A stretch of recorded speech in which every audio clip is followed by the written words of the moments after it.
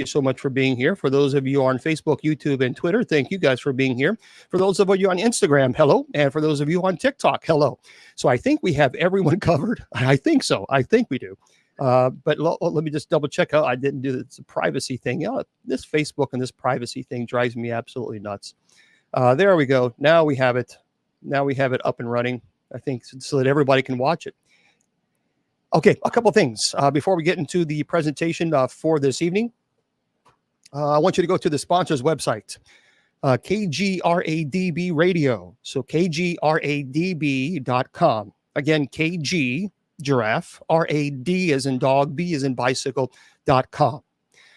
They have some amazing, amazing shows there. I mean, really cool shows. So make sure you go there and subscribe. If you're going to subscribe, put Bishop as your promo code. You're going to get 30% off your subscription. So it doesn't make sense that you not do it.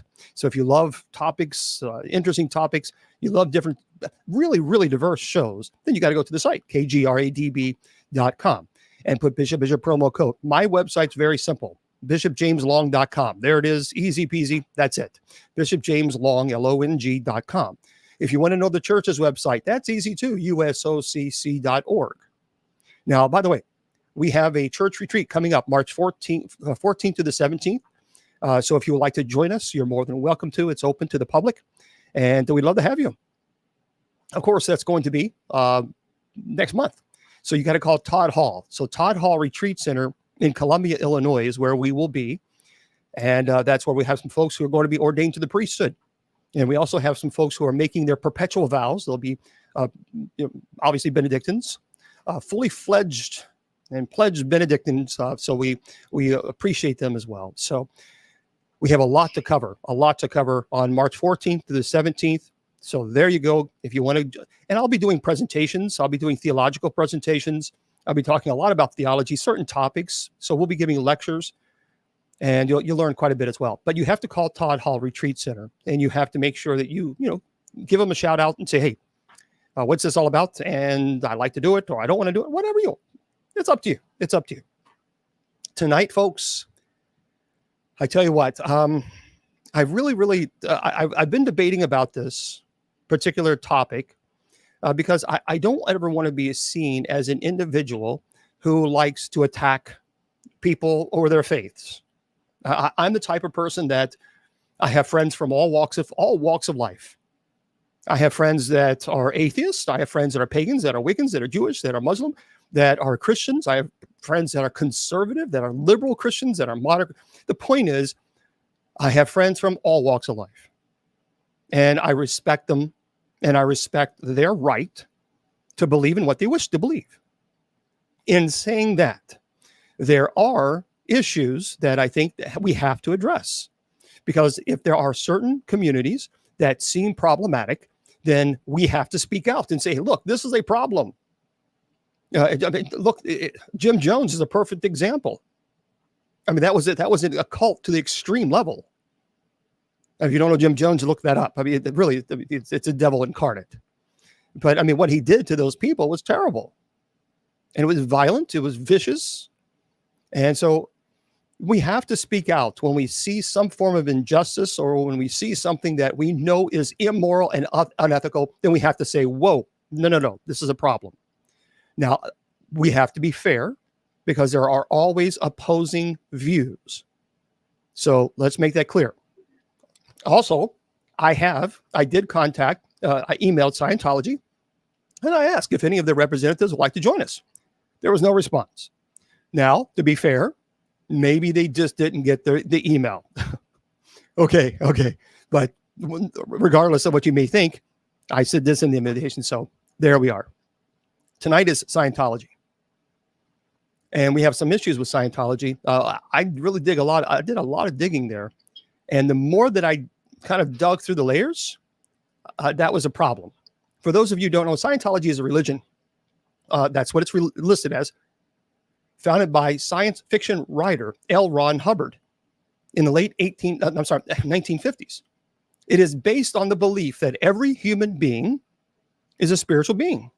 Okay, that's fine. I'm good there. I'm good there. However, this is where it kind of gets like, huh? Every human being is a spiritual being called a thetan. a thetan, Thetan, thetan. And that individuals have lived many past lives and will continue to live future lives. So Scientology, it aims allegedly to help individuals discover and understand their own spirituality and achieve spiritual enlightenment. Now, let me say this. Also, to be fair, I did purchase L. Ron Hubbard's book. Here it is. And it's a thick book. It's massive because I bought it brand new called Dianetics. And because I wanted to read through it, and I did. I read through this entire thing.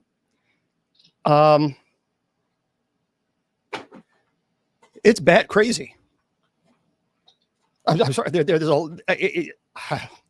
Well, we're going to get into this because I'm sorry, but when you read it, it's like, oh, what in the world? So one of the central teachings in Scientology is the concept of the reactive mind, which is believed to hold painful and negative experiences from past traumas. So Scientology practices to rid individuals of this reactive mind. It's a process called auditing. And auditing involves, it's a one-on-one session with a trained auditor who asks specific questions to help the individuals confront and release their negative experiences. Now, tonight, we're going to go into detail, real detail about this. And our first guest, we'll be bringing him on in just a second. But our second guest is going to be coming on around 7:30 or so. And his name is Andy Porter. Now, Andy Porter was one of the bigwigs in Scientology. He was one of the big, I mean, he was a director. We'll talk about him in a little bit. And he has a lot to say about Scientology that's going to shock you. I mean, it's going to really shock you. But today we have an individual that I was, flipping through TikTok, and I saw this group of individuals, and they were outside the Scientology, the LA Center. And they are the warn people basically, hey, look, this is a cult. Don't go inside. Don't go inside. And so they have really given Scientology, I think, a headache, a major headache. And we'll talk about him. His name is Chris Without a Hellcat. Well, that's a hell of a name. Chris Without a Hellcat. He's an aspiring independent journalist, and he covers the LA area. And what I like about Chris is he's not disrespectful, even though he disagrees with Scientology, but he's not rude. He doesn't get in some people's faces. He's not cursing people out. He just wants to say, hey, why are you in Scientology? So Chris, thanks for being with us. I appreciate that. Yes, sir. Thank you so much, Bishop, for having me. What's up, everybody? Yeah. So, okay. First of all, I've got to ask, what Chris Without a Hellcat? By the way, that's the name. That's his name on TikTok. So you might want to follow him, everybody. How'd you come up with that name? Yeah. Well, there's a YouTuber who I used to watch as a kid. His name was Omni in a Hellcat. So Hellcat is a car. Oh, right. It's a very trending car right now. Like all of the big rappers have it, So I need to put my my clerics on and get a Hellcat, right? Go to LA. That would be interesting. Can we make big news right there? Yeah. Well, okay. So Chris Without a Hellcat. Chris Without a Hell, Hellcat. That's all one word. So if you're on, whatever format you're on, if you're on Facebook, YouTube, Twitter, KGRDB, Radio, Spreaker, whatever, TikTok, make sure you go to his site there. Go to his handle, Chris Without a Hellcat, all one word, and follow him. And I promise you, you guys are out. Before we talk about Scientology, you guys are outside, even in the rain. I've seen some of you out there giving the Scientologists a run for their money outside when it rains. Yeah, they for sure think we're crazy. Now, is there someone there outside all the time? So they used to have security out 24/7, like whenever we were there. Mm-hmm. And it was their own security because Scientology doesn't like hiring third-party security because, they have so many confidential paperwork. You never know.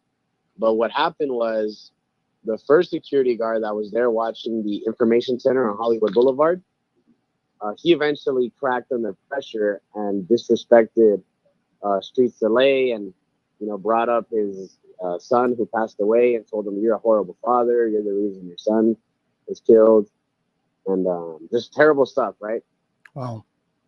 So that's really like out of character for them, right? Because that makes them look bad. So then, you know, everybody started bringing up, like, his name was Angel. Like, they started bringing up his mom and like the trouble he had with his mom, and he started kind of, I think a tear came down his face, and everybody caught on camera, so he disappeared. Like, we never saw him really again. Yeah, and people are asking on TikTok again, folks. It's Chris. It's Chris, Chris without. So Chris without a hell, Hellcat. So it's all one word. Chris without a Hellcat. Okay, so that's his handle. All right, from your perspective, since you're a journalist there in the LA area, can you explain the process of auditing? How is it supposed to benefit members of the Church of Scientology? What is auditing? Yeah, so from what I understand, auditing, I've never done it before because I'm trespassed from every location, but they basically, you're holding on to this, it's kind of like a makeshift lie detector, and they're just asking you very like crazy questions, like, oh, like very perverted questions, right? Oh. And you have to answer them truthfully, like, oh, have you ever committed a felony that nobody knows about? And you answer it, and like there's like a little needle that goes up and down, and it's kind of more of a way, like, I would say it's kind of like therapy on steroids, but the information they get, they end up using it against you. So they ask them very personal information just so they can. Oh yeah. Okay. Like very personal questions. Yeah. And now, of course, later on we'll talk about that in detail. So, how does the Church Scientology? This is not free, by the way. So, if you do these auditing procedures, how does the Church of Scientology then justify the cost that's associated with progressing through levels? So, basically, the point, from my understanding of auditing, is to get you free from this, whatever it is that you're struggling with, to get you the highest level. So, I mean, how much is this? Is this pretty expensive? Yeah, it is pretty expensive. So I think it's like 200 to maybe 500 an hour, and sometimes you'll do it for 12 hours.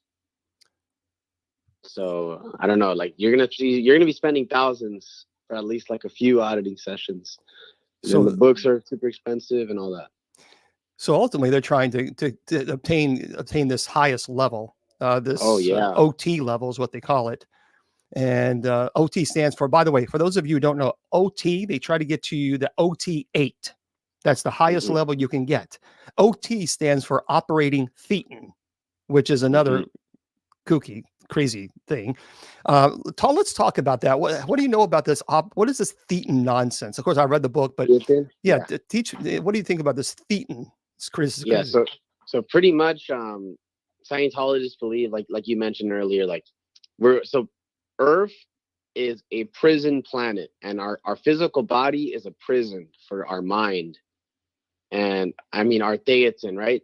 So every time we pass away, and they call it drop the body, they don't use the word like pass away or anything. They say, oh, you drop the body, and your thetan goes to a memory wiping station where a bunch of psychiatrists, because L. Ron Hubbard hated psychiatry, a bunch of psychiatrists from the planet Farsay wipe your mind and put you back on Earth in a new body. And it's just an endless cycle of suffering.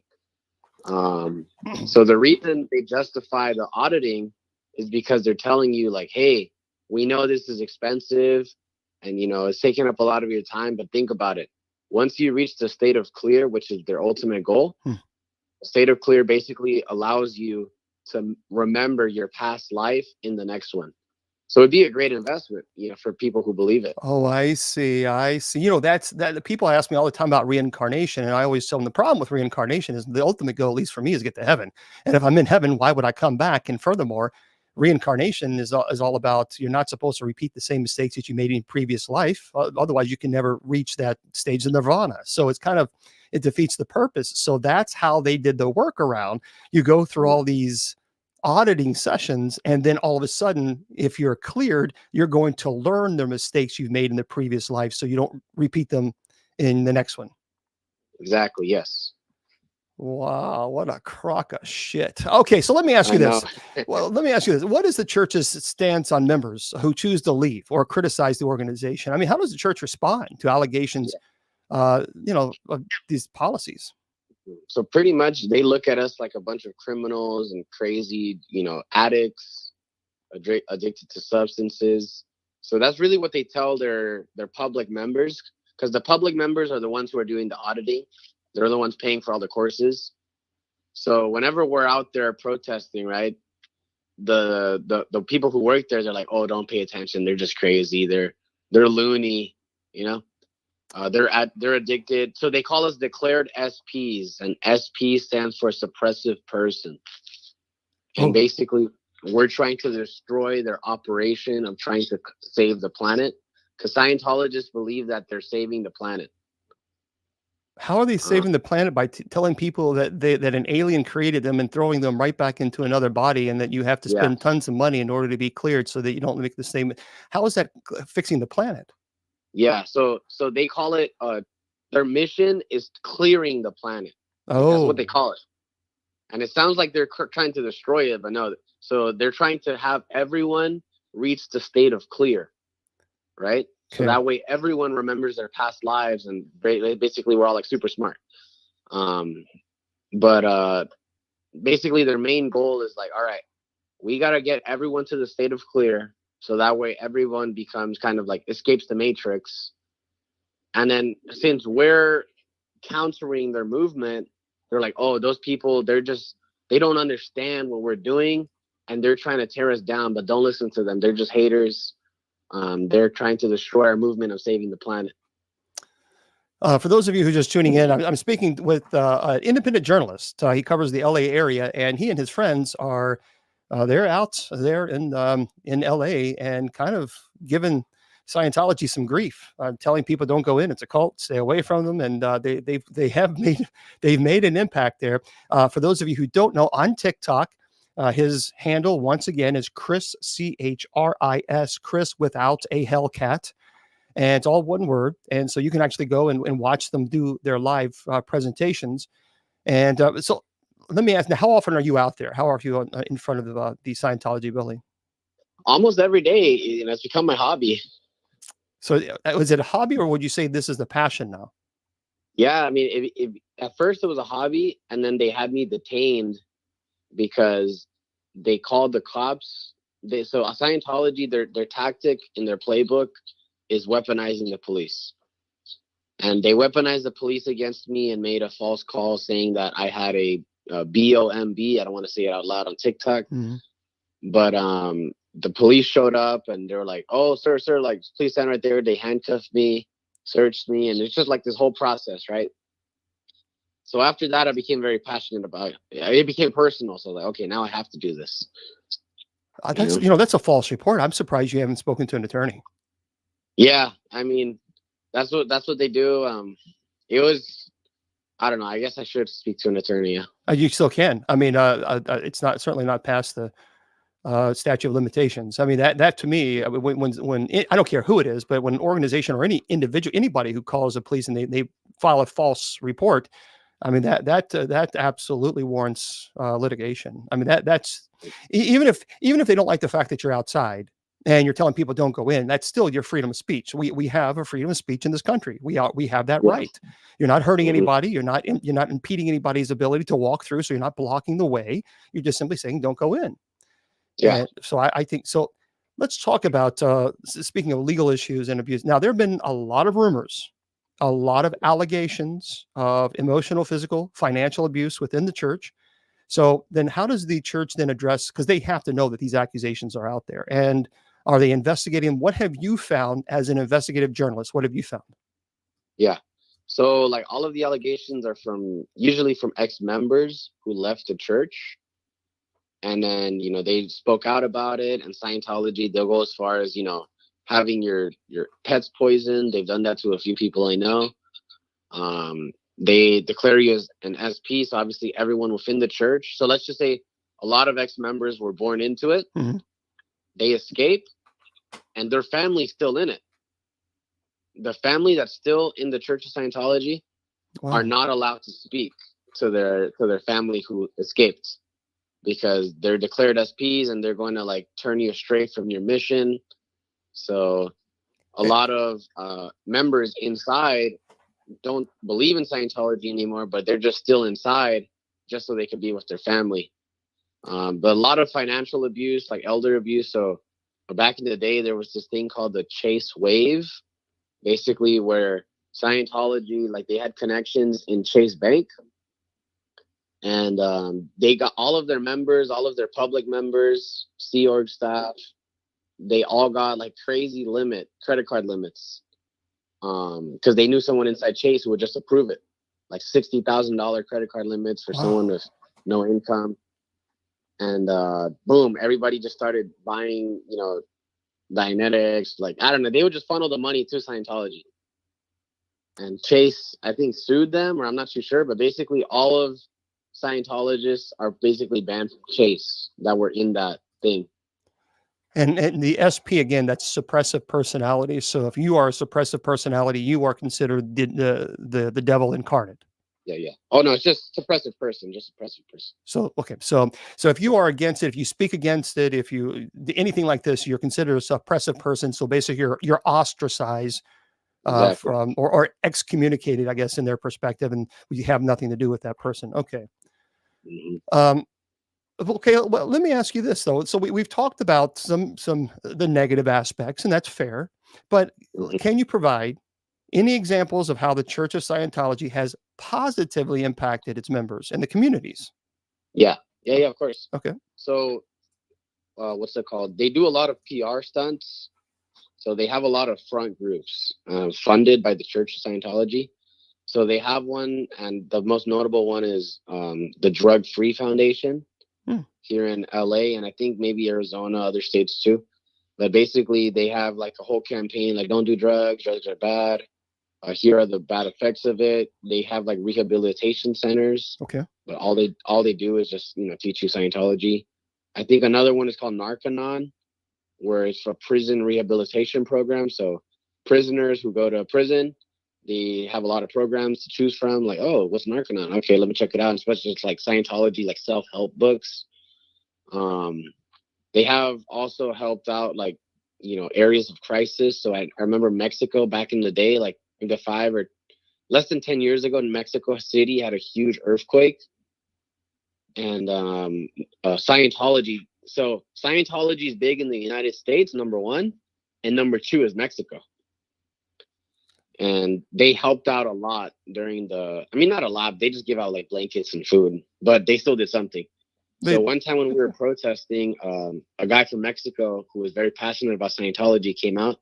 He's like, why are you guys messing with this church? They helped out Mexico during the earthquake. What did you do during the earthquake? But they just PR. Wow. Okay. Well, with all this negative attention that's being drawn to the church, and there is a lot of negative attention. So what are they doing to improve their public image? Because I don't really see them addressing the concerns or the critics. Yeah, pretty much. I think what they do is just kind of hide away and wait for us to leave. Because 2008, Anonymous and a lot of protesters came out and protest. I think they protested for like 2 years. Wow. But eventually everybody has to move on to their life. And Scientology, they have the money to just kind of hide away.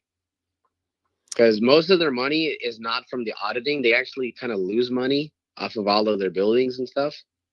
Most of their money is just from super rich people that are in the church and give them massive donations. Like Nancy Cartwright gave them $20 million over the span of 20 years. See, but here's what I don't understand. We all know the celebrities. So, we all know that's a Tom Cruise and John Travolta. And we all know the famous people who've joined Scientology. Well, here's what I don't understand, Chris. Here's what I don't get. Why in the world do they accept a church that teaches that we came from aliens that dropped us in a volcano and that these souls then came into it is the most bizarre, the craziest concept I've ever heard. Why are people so willing to accept this? And not even that, but if you ask somebody about it, they get very angry. If you start talking about them, about Xenu and all this, they get very angry about that.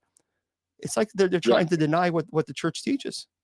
It's because you could look it up, right? I think Scientology, L. Ron Hubbard never expected the internet where you could just look up something and learn about it in 20 minutes.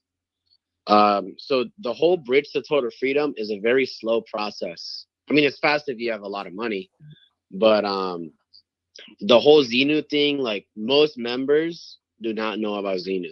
Like every every member that escaped only finds out about Xenu until after they escaped, because that's something that like only the super, super high ups know. And they're not allowed to talk about it. Oh, I see. Okay, so so you have to be cleared basically in order to actually understand what Xenu is. Exactly. So Scientology is a pyramid, right? They have a pyramid on their logo. I forgot what it stands for. It's like the pyramid to like total freedom or something. Mm-hmm. But anyways, the pyramid, like at the very bottom, like let's just say Scientology as a whole, as a pyramid, the very bottom, like where most members are, it's just like a self-help community. Like at the very core of it, like the very bottom of it, it's just self-help.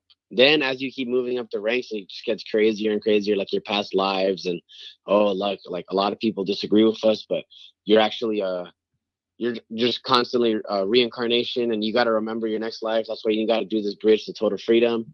By the time you hit that level, you're just so brainwashed that you can't understand it. You can't understand anything else. Of course, again, we're talking about Scientology and the founder, L. Ron Hubbard, who was, and whether you like him or not, I mean, the fact is he was an amazing science fiction writer, meaning that he holds the Guinness World Records for the most published works by one author. Yeah, and he was, I mean, a profound writer. Again, whether you like him or not. Now, the website claims that they have 4.4 million new members every year, and they also, some people say, some critics, they place that closer to 25 to 55,000 members. But either one, they're saying that they've cleared, they've made that level, and that once you've reached that level of clear, the next level is operating thetan, or OT, which is another eight levels, and a lot of money, of money that requires. So I don't want to bash, but let's talk about, can you share any stories at all with individuals that you've met in LA who've said, okay, my life was actually improved by Scientology? Yeah, I have met a few people like that. Can you share at least some examples? Yeah. So one of the guys, he was very passionate about it. He wanted to fight me. But I'm a very calm guy. So I was like, hey, dude, like, whatever, man. He comes up to me. He's like, hey, man, like, why are you guys messing with Scientology? Like, you guys are very confrontational. Let's get confrontational, like, I got hands. And I was like, hold on, bro. Like, you know what? Let's talk about it. Because everybody else I talk to, they walk away from me. But you want to have a conversation with me, like, let's talk. So he's talking to me, and he's like, yeah, I'm from the south side of Chicago. I was a gangbanger. Wow. And so he's actually Nation of Islam. So Nation of Islam and Scientology are very close together. Okay. And I don't know if Nation of Islam has programs in prison as well. They do. But they do. Oh, yeah, they do. Mm-hmm. So that's how they kind of funnel it into, like, first, they get people into Nation of Islam, and then it funnels into Scientology. Oh. So did it help? Did it help him? Did Scientology help this guy that was in the south side of Chicago? Yeah. So he said, I think he said he was like in and out of prison, and he fell into Nation of Islam, and it showed him the truth. And then he kind of started taking courses in Scientology. Mm-hmm. Once he started taking the courses of Scientology, he kind of realized that he needs to get his life together so he can make more money, so he could buy more courses and level up. So he started his own business. I mean, I guess it did help him, but like I said, at the very bottom of Scientology, it's just self-help books.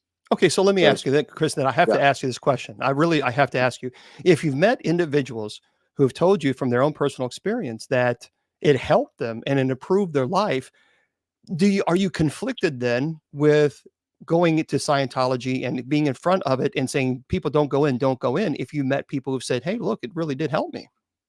Yeah. So those people, they're very low ranks, you know. Okay. So it does make sense that they help them. It's like, you know, I would compare it to the mafia in the Great Depression, right? They would feed people, Okay. but at the same time, you know, at night they go around and, you know, blast around or funneling stuff. Or what's it called? Because Scientology, like a lot of the horror stories are from members who worked there. So the C organization, that's where all the horror is. Because I would say it's like this. Yes, they do help people, but with slave labor, you know? Oh, okay. Well, that'd be interesting. Wow. So you have evidence that shows that they basically use their workers as slaves? Yeah. So the Sea Org members, so there's 3 tiers in Scientology, really. Okay. The public members, they're the ones who are treated like kings and royals. Because I would say like a benefit of being in Scientology is you're in a community of people. Let's just say, right, devil's advocate, why is Scientology good? Let's just say I went to go join, take the personality test. They're going to tell me, hey, you know what? You're actually depressed. Here's everything wrong with you. I'm like, oh my God, you're right. They're going to like, you know what? You got to take these courses and come join us at our meetings. It's just a bunch of people trying to improve their lives. So that's pretty cool. But at the downside of it is everybody running those organizations and the workers there, they get paid. So they're technically religious volunteers. Oh, I see. Okay. So the reason Scientology is problematic is because, you know, one, they don't pay any taxes, but that's kind of easy to get. Like anybody could start a nonprofit. The thing is that they have religious protection because they've been like declared a religious organization. Okay.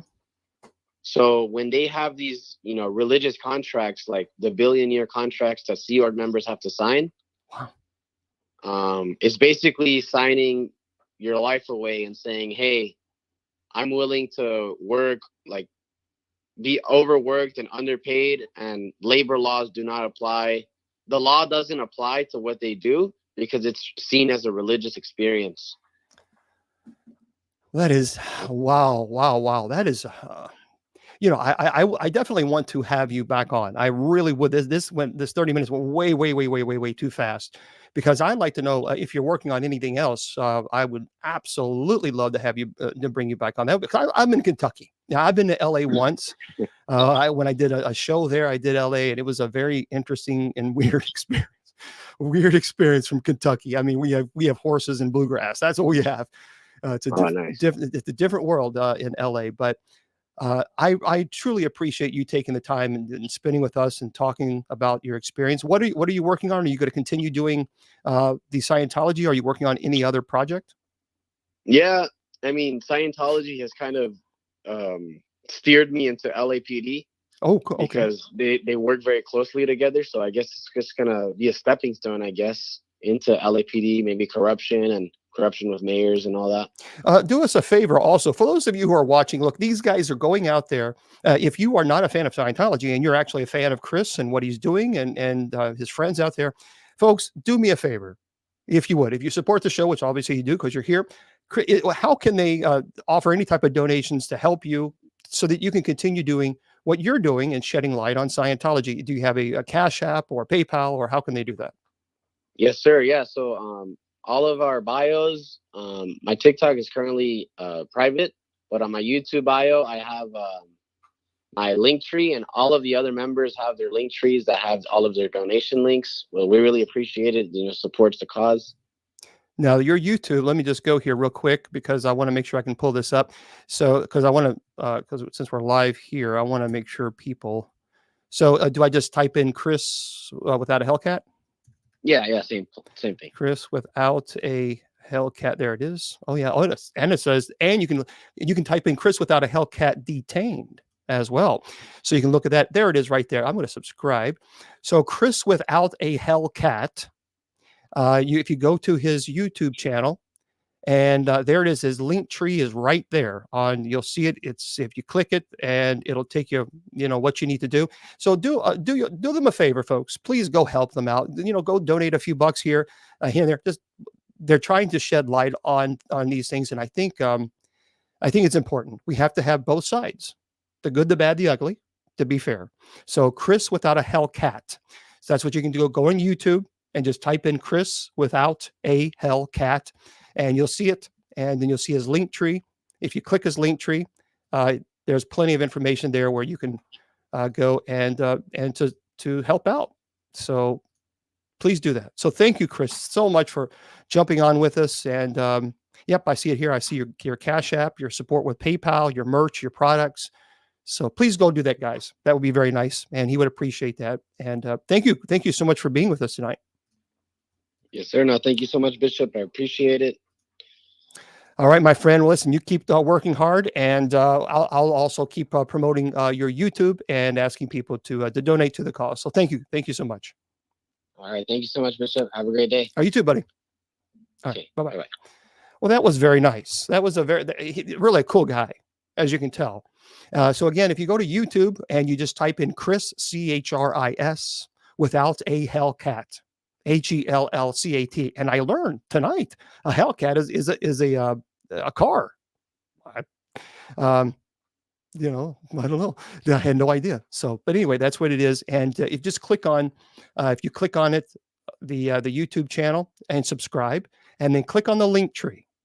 If you click on that link tree, all the information is there as far as where, you can donate, and the PayPal, the Cash App, the merch and products. So that's awful nice. We'll have to make sure that we remind people of that, because, he takes his time to do this. And so we appreciate him doing that. So, all right. The next guest we have on tonight is very interesting. And it's a pretty hard act to follow, because Chris was so knowledgeable on what he does as an investigative reporter in LA. He really gets to the heart of the issue. Andy Porter is our next guest. I'll be calling him just a second. And he's actually been on stage with David Miscavige.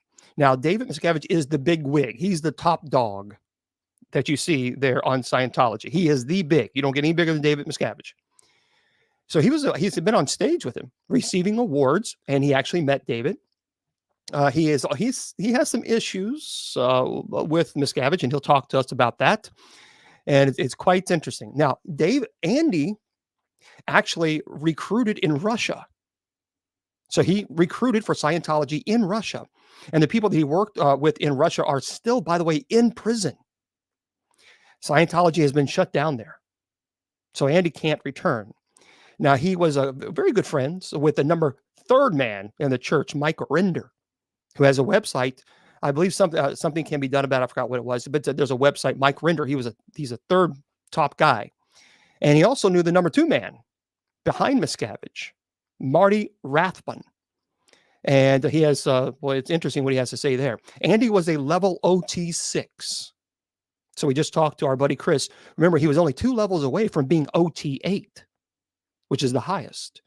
So remember, OT stands for operating thetan. And the thetans they describe in solid Scientology, he says that they exorcise them from people if they're bad thetans. It's a type of exorcism. So we'll talk to him about that. That is fun. I'm telling you, this show, if you ever wanted to know about Scientology, you're not going to get better guests, in my opinion. This is as good as you get. So we're going to call him right now. He sent me a message, and hopefully he remembers. I'm a little delayed in calling him. Hello, this is Andy. Well, hello there, Andy. This is Bishop Long. How are you, buddy? I'm good. Fine. Thank you very much. I am so glad that you are willing to jump on with us and talk to us about Scientology. Thank you for doing that. Thank you for inviting. Yeah, Andy, I just and Judy Ann, she's in the chat room there on TikTok. Judy Ann is a superstar. Judy Ann is the one who was able to connect us. So Judy Ann on TikTok, thank you very much, Executive Madam Secretary. She really did a great job to be able to connect us, and so we appreciate that. I just had a great conversation with a young man. His name is Chris without a Hellcat. And I just learned a Hellcat is a car, kind of a big time car that people are driving. But anyway, he is an investigative journalist, he's an independent journalist covering the LA area. And he and other people go to the Scientology building, and they are having, kind of tell people, don't go into the area, don't go to the area. So of course we're live now, we're live on the air, and he really gave us some background information about Scientology. So, and I talked to, and I gave information that you knew David Miscavige, or at least you were on the stage with him, and you knew some big people in Scientology. That's true. Okay, here's what this is the million. Andy, look, first of all, how long were you in Scientology? I was, when you say you're in Scientology, there's different levels. Like I listened to part of the interview you just did with Chris. So there's different levels of it, right? So you could be a public person, and you could be a staff member, and then you can be a Sea Org member. So I was a staff member for 20 years. 20 years. Which means, 20 years, which means, 7 days a week, 14 hours a day, basically, I was working for the church. Okay. So here, since you were a staff member, obviously if you were staff, it's a bit different if because you weren't living, I assume you weren't living on the premises, you were living on your own, like your own. Yeah. Okay. Exactly. So we're going to get into this because I've got to tell you something. I can't get over some of the craziness of the beliefs. So why did you choose to join Scientology? What brought you to make that decision? Well, let's see. I was born, I grew up in the 60s, and then in the early 70s, I was in high school, and, we were smoking some weed, doing some drugs, and reading books by Carlos Castaneda about Don Juan and eating cactus that would give you hallucinogenic like trips and stuff, and then like powers, you'd get powers from it. You wouldn't just like do trips and shit, you know what I'm saying? You'd like wind up with like powers, right? Wow. To do stuff.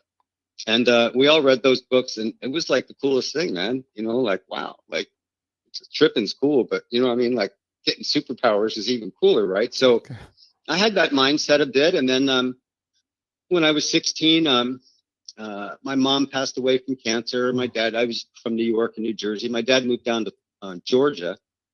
I was supposed to go there and be in high school for my senior year. I went one day, and I really didn't like the South very much. I had my sister leave me off at the freeway the next day, and I run away. I hitchhiked to California, and I never went back. Oh, wow. So I traveled around and did a bunch of different things, backpacking and mountaineering, and then I found Scientology right after I got married the first time. And I think, the thing that interested me in it, I was walking down the street looking for a job, and I was accosted by a woman that asked me questions about my goals. And I went in and did a personality test, signed up for the communications course. And I wanted to improve my marriage. I wanted to be a better person. And when I learned a little bit about some of the tenets of Scientology, it seemed interesting to me, and I wanted to help other people. Now, for those of you who don't know, for full disclosure, I did purchase the book, as I talked about earlier, the Dianetics, the L. Ron Hubbard book. I read that. And I did actually take the personality test too. And I did speak to an individual who was very, very kind, man, very kind. And I spoke to him, and he said that, the test he really was impressed. Of course, that's what he said. But I looked at it and did some research on it. And so, he says that I would benefit, obviously, through the process of auditing. So now Chris did a good job in explaining, but from your perspective as a former staff member, can you explain what is the process of auditing? How is it supposed to benefit members of the church, or is it complete and total nonsense? No, it's not nonsense. I mean, auditing is just counseling. It's just counseling. It's just another word for counseling. It's like therapy. So the basic book, Dianetics, is the start of it all. In the book Dianetics, the basic idea of it is that moments of physical pain and unconsciousness, or deep emotional loss, these moments, he has a name for them in the book. He calls them engrams. Yeah. Mm-hmm. So an engram is a moment of, like you got hit by a car, branch hit you, your mom died, right? Your dog died, right? Like bad losses or like physical pain. So basically the idea of it is that these memories are stored in what's called the reactive mind. It's like the unconscious mind. And then these recordings can get triggered by all sorts of things in your current environment, and then make you replay the past. And so they can cause you to have all sorts of problems. And basically the idea of the book is that all of your problems in life come from these engrams. And if you could just get rid of them, right, it'd be like the clear. You talked about attaining the state of clear. The idea is that you The idea of clear is that you have on a calculator, you have a clear button. What does the clear button do? It clears off all the old answers, right? So the idea of clear is that by getting rid of these engrams, you would clear out these old, dusty conclusions and like crazy shit that's got, stuck in your brain, right? You know what I'm saying? Mhm. And then you'd be like free of it. And then part of the idea of it, this is actually a really key part of it, is that when you start out in life, you're generally enthusiastic, right? You're young, you're a kid, you're like, dude, man, I'm like, shit, man, there's like things to do, right?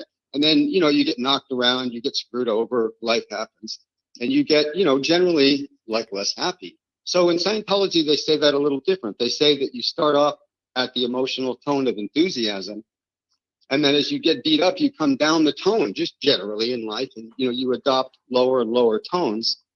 And because you've been beat up, you've had these engrams, you've had these things, but if you could get rid of them, you know what I'm saying? You'd just go right back up. You'd be like a buoy that was like moored underwater, and then somebody cut the cable, and you go right back up to the surface, and you'd be old and experienced, but dude, man, you'd be enthusiastic. You know what I'm saying? You'd be like ready for life. You wouldn't be all sour and grumpy like some, anyway. Well, you know what I'm saying? Right? Well, Andy, so that's the idea. Andy, let me ask you. I mean, to be honest with you, then engram, okay, we can create terminologies or whatever, but that's basically your subconscious. That your mind has a way of controlling, obviously, the person or the brain, so that you won't have a complete and total meltdown. So it throws into the subconscious. So the engram is this painful memory that you've gone through that you still remember, either consciously or subconsciously. Oh, it's stuck. Yeah. And so. And then you can also, from what I'm hearing, it sounds like to me, and he kind of touched on this, it's also based on fear. So if fear is keeping you from being completely free, it's limiting your freedom, and there's an engram there. So you overcome those fears through, I guess, the auditing process. To me, then, this sounds like completely logical. And and why so the engram thing can cause you to have all sorts of problems. Like, let's say you were a kid and your father abused your mom and you watched it, right? Mm-hmm. So then you wind up with anger issues. It doesn't have to be fear. It could be anger. It could be any number of depression or drug abuse or any of that stuff. You know what I'm saying? And so that's the idea of it. And then in the auditing, in the Dianetics book, the original book with the volcano on it, right. Basically the book lays out the concept, right? You've got these engrams and that's what's screwing you up. And then there's the process of auditing. And the book is a handbook. Right. The Dianetics book is a handbook.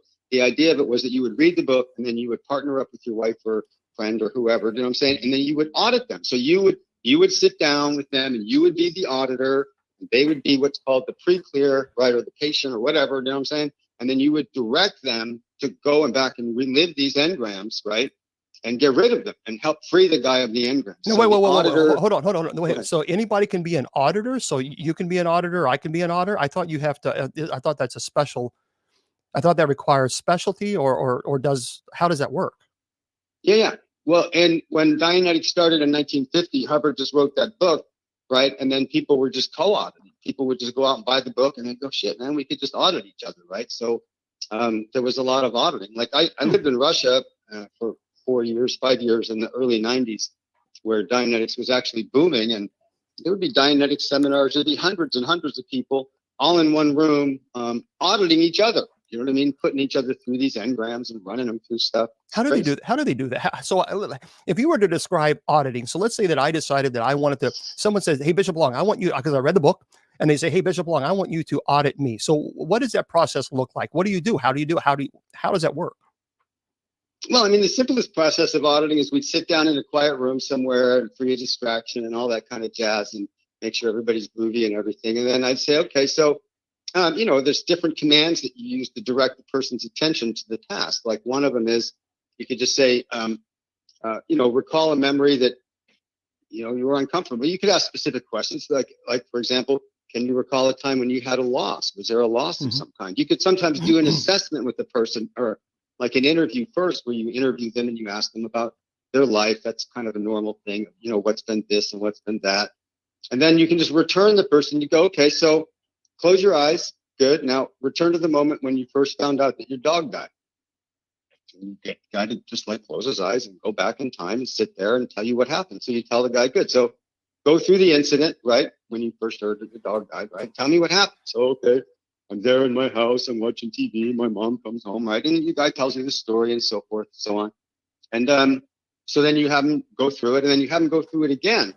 And you ask him for more details. And generally what happens is that as the person puts his attention on the incident, his attention time, and you ask him questions, his attention gets sucked into it. And in many cases, the person will start crying or feel the emotion of it and really sort of relive it, kind of like get them to like return.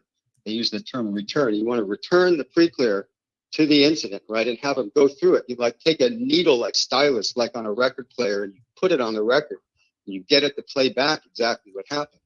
And as the guy goes through it, he might experience and will generally experience the emotion of it and all sorts of stuff. And you keep having him go through it, right? You say, you go through it and you get to the end and you go, okay, great. Now go back to the beginning and tell me about it again, see if you can find any other details. And as the guy goes through it, the emotion tends to bleed off, right? The guy tends to like, oh shit, and cries, and maybe he gets angry, and then it's like, Anyway, so that's the idea, is that then the guy feels some relief, right? Because he went through the thing and confronting it or whatever, you know what I'm saying?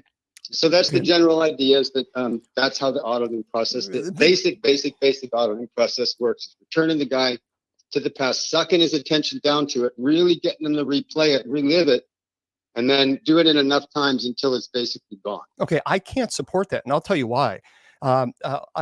Look, here's the problem, and I understand Scientology's view on psychology. I understand that, but you're asking individuals who are not trained in psychology and who are not aware of the trauma. I mean, you're asking. You're opening up a can of worms, dude. You're asking someone to relive perhaps even a PTSD moment, and these.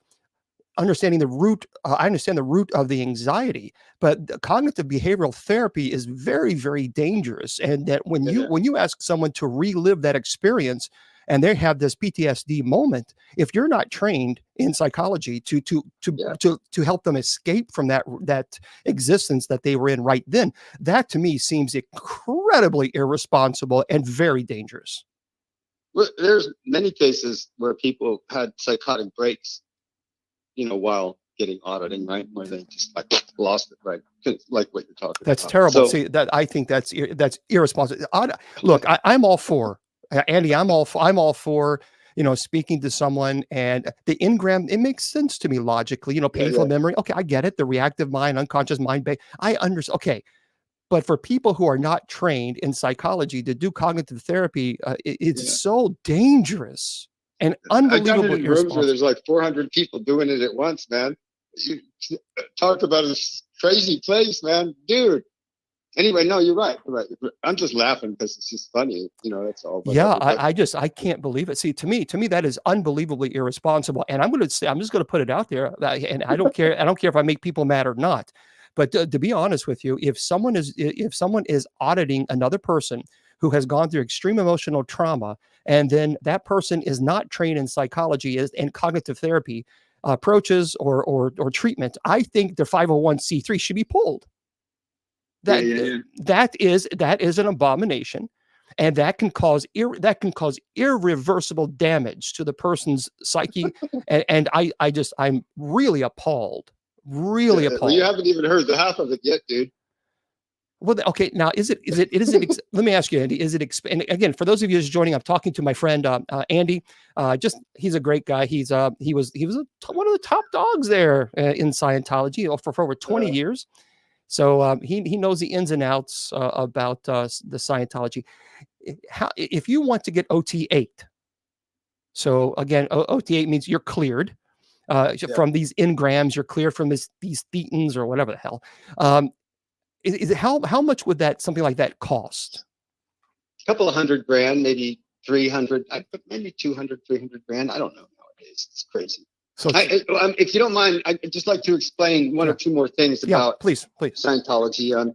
So basically, in the book Dianetics, you return the guy to these engrams, right, and you run them through. Okay, so let's say you're running them through an engram a couple of times and it's getting worse. So what you're supposed to do in Dianetics is you're supposed to ask the guy, you're supposed to say, hey, is there an earlier time something similar to this happened to you, right? You're supposed to see if there's an earlier similar incident, return them to it, run them through it, so on and so forth. So in the book Dianetic, he talks quite a bit about engrams that occurred in the womb, right, before you were born.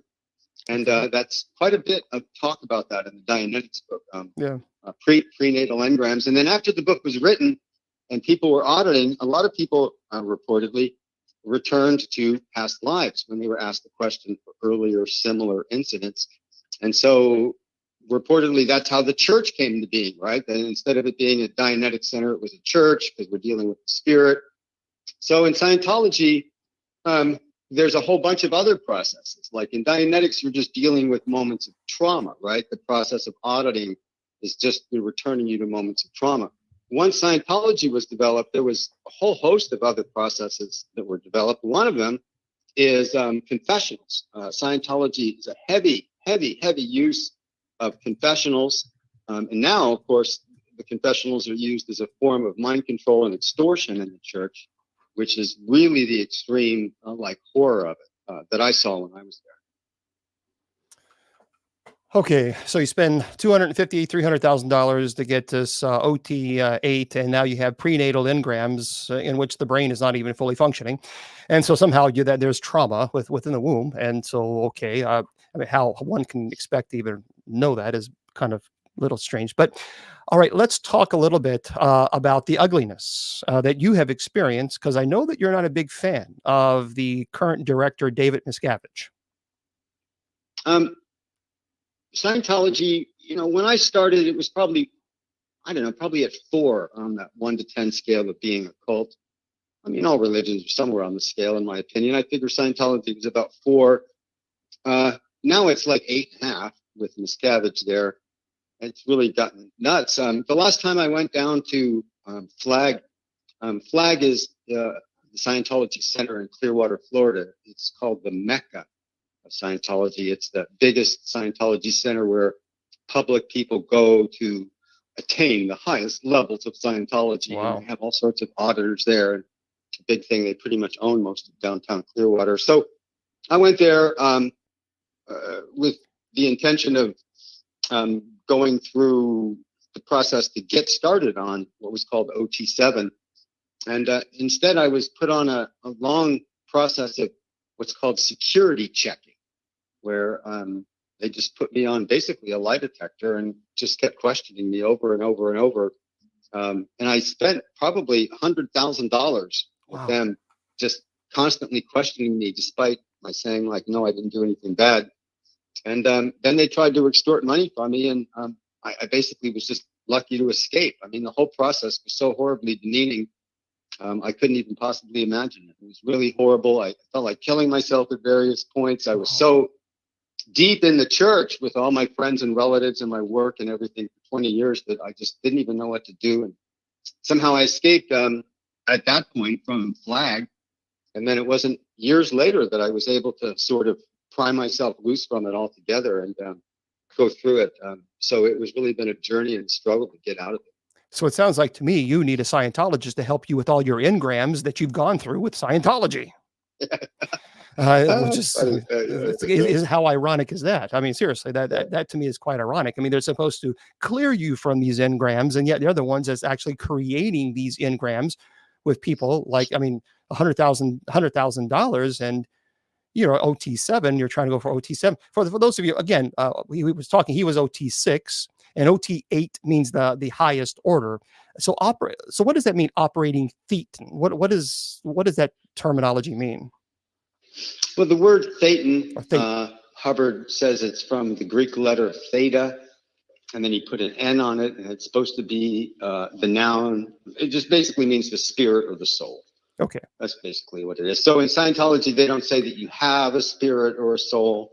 Right, they say you are one. So basically in Scientology, you are a thetan, which means you're a spirit or a soul, and you inhabit a body, and you have a mind attached. So there's 3 parts. There's the thetan, which is you, and then there's the mind, which is your collection of pictures and stuff, and then there's your body.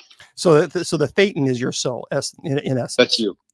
That's you. That's you. That's totally you. So, and the idea of Scientology is that you will live independent of the body, right? The whole Scientology basically promises that you will be a Jedi and live forever, and like a god, not like the god, but a god, and like Tom Cruise, basically. And that's basically the goal of Scientology, is to Oh boy. be Well, like that. okay, so let me ask you this. Okay, so you get to AOT8 and Yeah. you've reached the highest level, and that's wonderful. Congratulations. You are now an OT8 operating Thetan. Yay, congratulations. Woohoo.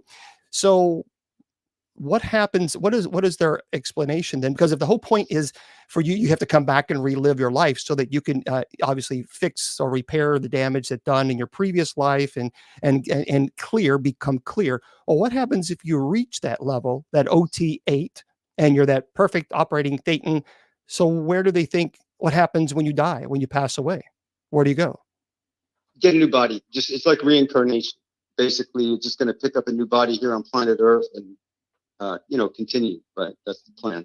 But if you've reached the ultimate goal, if you've reached that goal of OT8, why on earth would they say, well, let's do it again? Yeah, because if the whole point of being cleared and reincarnating is so that you can be cleared, well, if you've reached the goal, then they're like, well, congratulations, woohoo! Let's blow out the streamers and blow out the cake. There's always more, dude. Come on, man. There's more. There's more after OT8. OT8 is not the last thing. That's just okay. That's just as far as how. So no, that's the thing. Okay. There's supposed to be. Hubbard was talking about OT9 and 10 before he passed away, and there's a big controversy about this inside the church, right? Because a lot of people that left the church say there is no 9 and 10, right? It doesn't exist. But for like 25 years. There's been this giant promise from Miscavige and Scientology management. One day, we're going to let out OT9 and 10. And then, then this shit's going to happen. You know what I'm saying? Like, just wait, right? You know what I mean? Just wait. And then what do we have to do to get it out there? And then that keeps changing. I guess the concern that I have is from a logical perspective is if the end goal is to be cleared from the engrams, to be completely cleared, and then you pass away, and then for them to expect, well, the reincarnate, you're going to be doing it all over again. Well, why? I've already been cleared. So what is the point of going back and doing it all over again if the goal is to be cleared? I've achieved that. So why then come back and to possibility to make mistakes? And then they say, oh, well, now you're an OT1. Now you're got to go all the way back to the beginning and put another $300,000 in a pocket. Yeah, I mean, those are all good questions. I don't really have any answers for that. I want to describe one more thing that I think might be interesting, and that is that, so when I arrived at Flag to start the OT levels, basically I was told, we need to see if you're eligible, right? So this is the thing they do. It's called eligibility. And the eligibility is that process of confessional, or they call it in the church a sec check or a security check. And so the process of security checking is where the person has you on more or less like a lie detector, right? You're holding 2 metal cans, which is connected to the e-meter. Okay. And the auditor is asking you direct questions. Have you ever stolen money, right? Have you stolen money from the church? Have you done anything discreditable to the church? Have you done anything to be embarrassed of? Have you, and they have like hundreds of questions they're asking you on the e-meter. And if they see any tick or read or anything that, I don't know what the hell they're seeing on the meter, I'm on the other side of the table, right? You know what I mean? But then they're supposed to stop and ask you and get you to like look and find it, right? You know what I mean? Find something, right, that you did. And I'm like sitting there going like, fuck, dude, I didn't do nothing, right? Like I didn't, whatever, right? But they're like, no, right? You got to look. So you're sitting there, and I spent like hundreds of hours doing this. I mean, like it was just unbelievably grueling.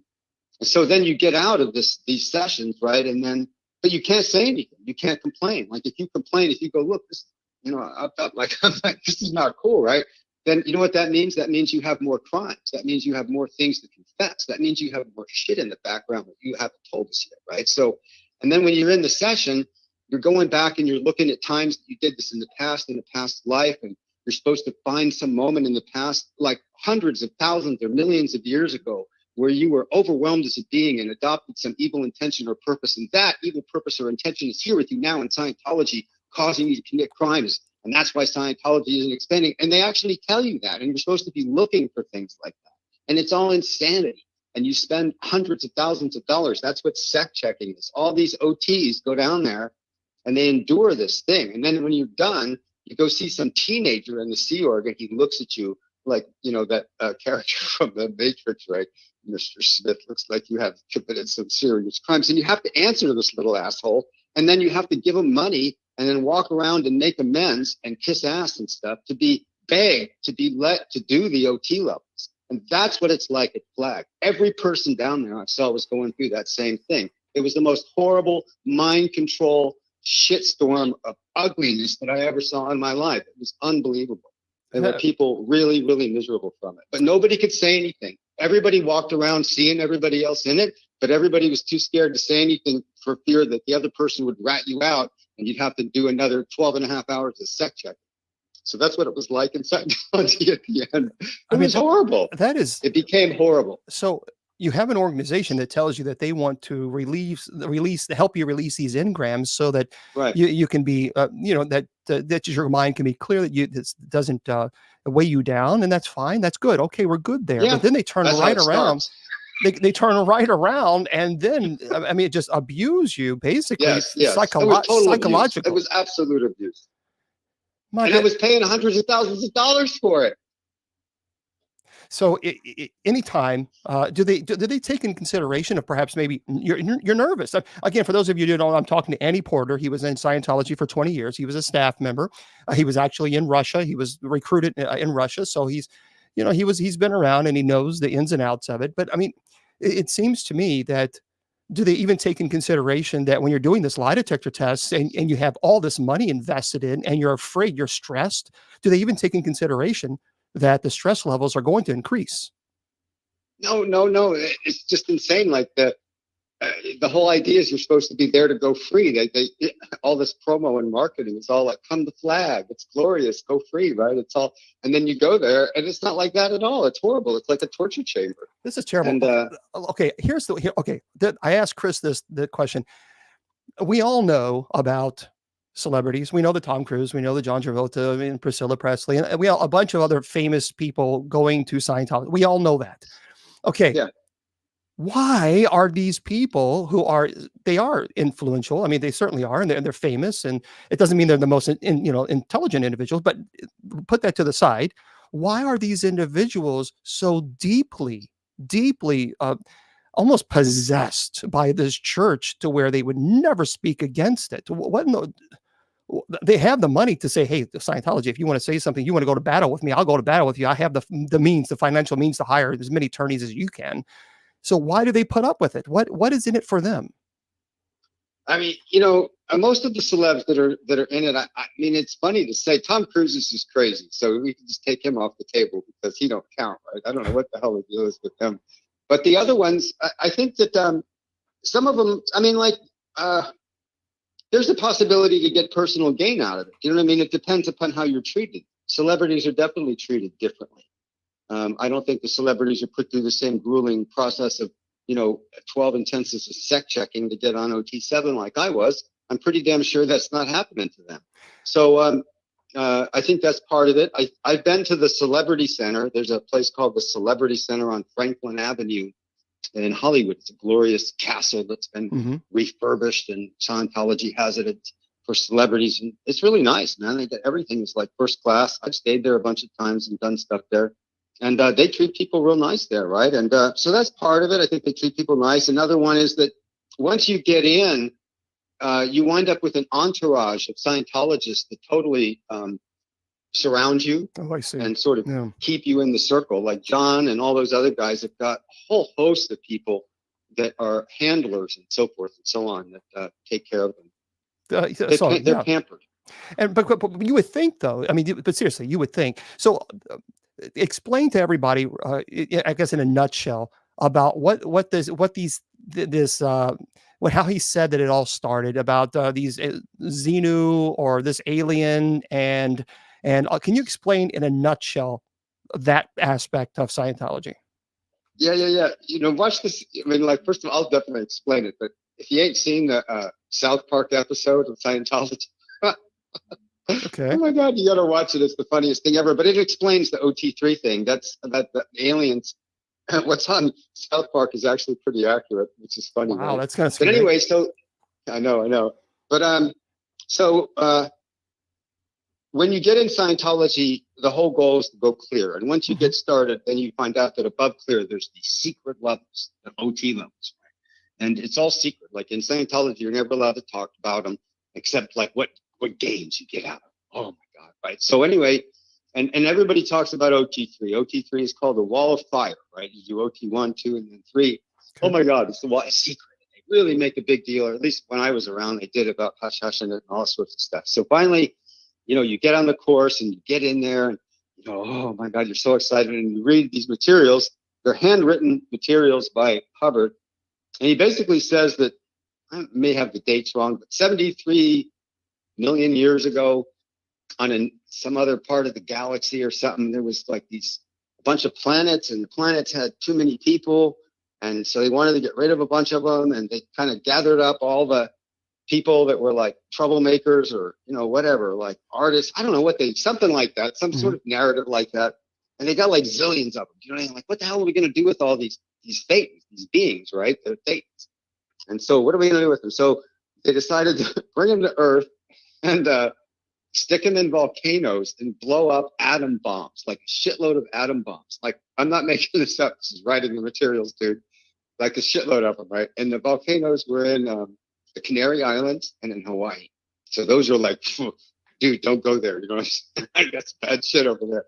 Anyway, so the volcanoes blew up with all of these zillions and zillions of like beings and stuff. And so what happened is that incident was so bad and so horrible, and the explosion was such a big deal that most of the beings were rendered in a state of just total like semi-consciousness. They're like beings, but they're like almost like inanimate objects. They're just like, asleep, right?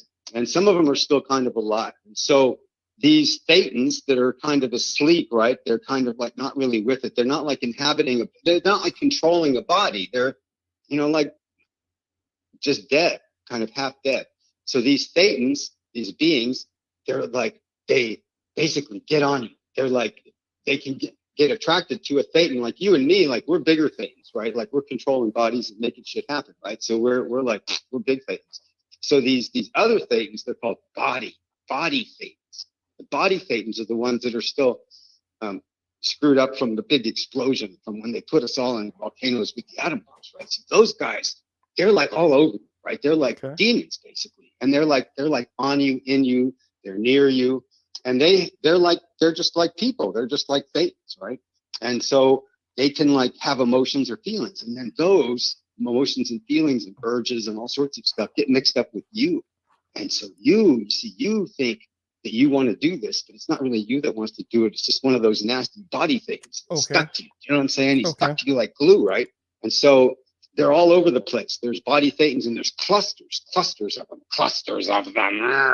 And so, so the idea of OT3 is that you go and you basically spot them and talk to them and get them like buzz off. You know what I mean? So you're basically, you know what you're doing? You're exercising them. You're exercising the body thetans. And that's really what all of the OT levels is about, talking to these body thetans and clusters of them and telling them, just basically getting them to go on their merry way and leave you the hell alone.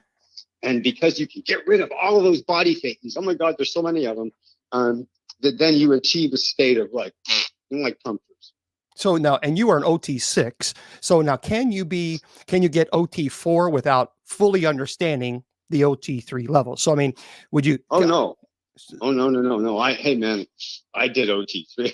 So no. What I'm saying is, if you're OT3, could you possibly get to OT4 and just know very little about OT3, but not a whole lot? Or do you have to pretty much know everything you need to know about OT3 level before you progress to OT4? When you do the OT3 level, you study some stuff in the classroom, and then you get an e-meter, and you spend weeks or months by yourself, auditing yourself with the e-meter, looking for body thetans. Okay, gotcha. So you spend like months sitting in a room with the e-meter in one hand and a pen in the other, running a process where you're asking yourself to look for body thetans that are on, near, or somewhere around you. Okay. And then talking to them in such a way as to exercise. So now, what was your official title? You were in the Scientology.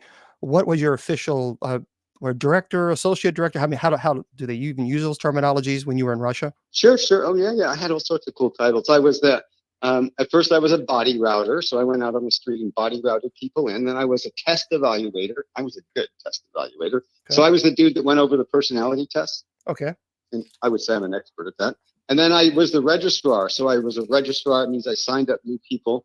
Then I became the executive director of the Church of Scientology mission of Bellevue. And then I was the executive director of the Church of Scientology of Washington State, the big one, in downtown Seattle for a few years. Then I became a full-time pioneer or missionary for the church. And I went and lived in Russia. And then I did pioneer activity for the church in Africa, India, Fiji, all over the place. And then, so I was a spokesperson in those places. I was on TV. I did media.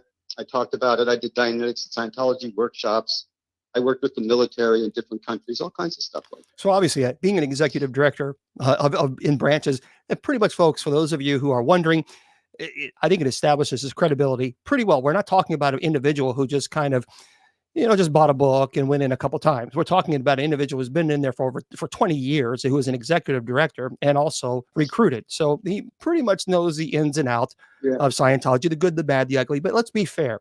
Let us be fair. As we asked Chris earlier, do you believe, in your opinion, do you think Scientology has ever truly helped anybody, or do you think in the end it is destructive?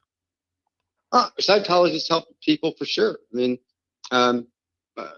all sorts of people got into Scientology on, it just depends upon how long they stayed in it. Chris had one interesting observation there about the different levels of it, right? Mm-hmm. First of all, if Scientology were all destructive and all bad all the way through, nobody would ever. Exactly right. You know what I mean? Yeah. There had to be something good about it. And there is something, or there was anyway.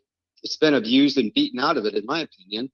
The people, that's one other thing I want to point out. The people that are still in it, the main reason they hold on is because they think that they saw, or they did see, or whatever. You know what I mean? Some gain from it. And there's this idea in Scientology that, it might be messed up, you know what I'm saying? But hey, it's still the best thing out there. And so you don't want to kill it. You know what I mean? Like, you don't want to say anything really that bad about it, even though it's messed up, because it's the only hope and the whole thing that we have, blah, blah, blah. So, but, sorry, I got off track there. What was your question? I think. About people getting help from it. Right. When I was there at the mission in Bellevue for years in 1980s, I'd see people come in and maybe they would have a specific problem. And they would say, look, I got a problem with this or that. And they would get some auditing. And I seen people real happy with it, go out, not come back. I mean, they just would come get auditing, and hey, it worked. I'm happy. And I see them later and they were fine. I mean, I seen people come and do courses, but they didn't keep doing it. When you get stuck in it, right, you get convinced that you have to keep going. That was the part that was just insane. And then when Miscavige took over, it just went from, like I said, from 4 on the cult scale to like 8.5. Yeah, there's a lot of theories out there. There's a lot of rumors, and there's a lot of people are asking about Miscavige's wife and some other issues. I don't know anything about that. I have no clue. I don't know if you want to touch that 10-foot pole, or if you're just like, no, I don't know. I don't know anything about Miscavige's wife. So, Miscavige's wife is just in some Sea Org base somewhere. She's just there.